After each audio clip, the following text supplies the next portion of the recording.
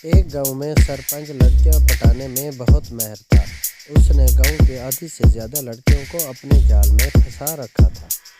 एक दोस्त ने एक दिन उससे फार्मूला पूछा तो उसने बताने से मना कर दिया। बहुत मेहनत से मदद के बाद सरपंच बताने पर राजी हुआ कि वो किसी को ये फार्मूला नहीं बताएगा।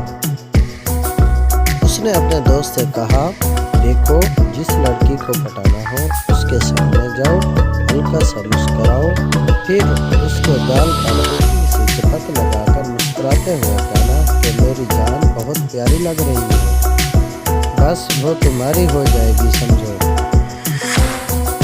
अब तो दोस्त की खुशी का ठिकाना नहीं रहा। वो रात भर इसी चीज़ का ख्याल दिमाग में लाता रहा कि कल इसे कैसे इस्तेमाल करना है।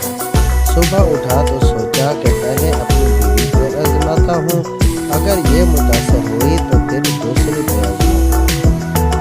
वो अपनी सोती हुई बीवी के करीब गया और उसके गाल पर हल्की सी चपत लगाकर जुमला दोहराया। बीवी कहने लगी, क्या सरपंच साहब, इतना सवेरे सवेरे? बस फिर क्या था। सरपंच नंगे पांव आगे आगे और उसका दोस्त लाठी लेकर उसके पीछे पीछे। उम्मीद करता हूँ कि आपको मेरी ये वीडियो